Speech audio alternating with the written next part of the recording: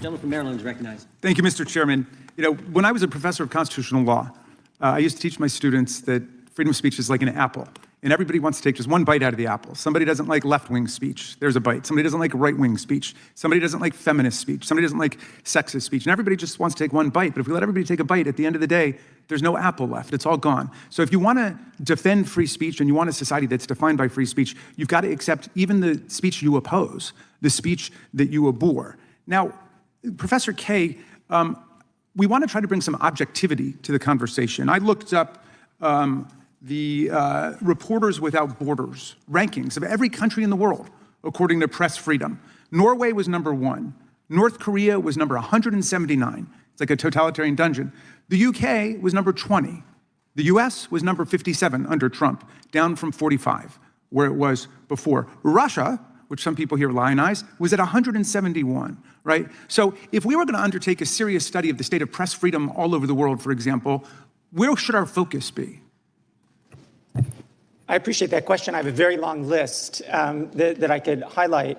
But just tell us methodologically, quickly, how we should go about doing it if we wanted to undertake this in a serious way. Absolutely. I mean, I would really use the lens of what do we need as a democracy in order to be well-informed, in order to make choices about our democracy, to make choices about our health. What do we need? We need an open press. We need open government. We need access. We absolutely don't want to see websites scrubbed, as this administration has done. So I would look at it through that lens, through the lens of what we need in order to have a democracy.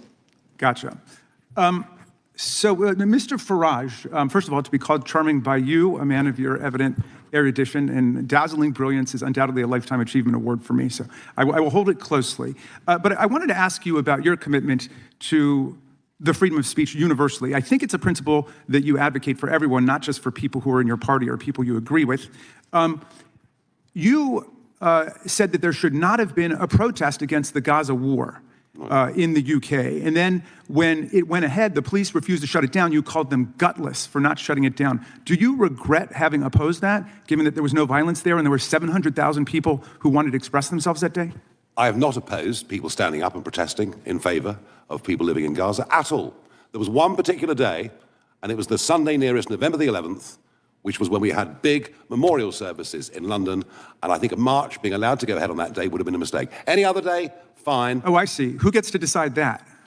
Well, I think actually something that is embedded in the country, something that is absolutely fundamental to vote. That's why we have a written constitution. You might take that idea back to the UK with you. Well, because the freedom of speech applies 365 days a year here under the First Amendment, not 364, 363, depending on some politicians heckling the government and telling them to shut down free speech. We have allowed mass pro-Gaza demonstrations in London, weekend after weekend. No thanks to you. All right, let me change. This was let me try another one. Sensitive day. That's all. I got you. It was a sensitive day. And I thought that's what the freedom of speech was about. You have a right to engage in speech that other people consider offensive or insensitive. But in any event, you've made yourself clear, Mr. Farage. 64 days a year if they want. You've made yourself clear to your constituents in Claxton today. Let me ask you this. You've banned journalists from your political events that you disagree with, haven't you? No, in fact, I'm the only political Really? At your convention, you didn't ban journalists and revoke their credentials? You know, I take, the average press conference, I take 25 questions. No, that wasn't my question. Mr. Farage, we're politicians, so we see what you're doing. I'm asking you a direct question. Well, thank you. I'm asking you a direct question, and I hope you can answer it.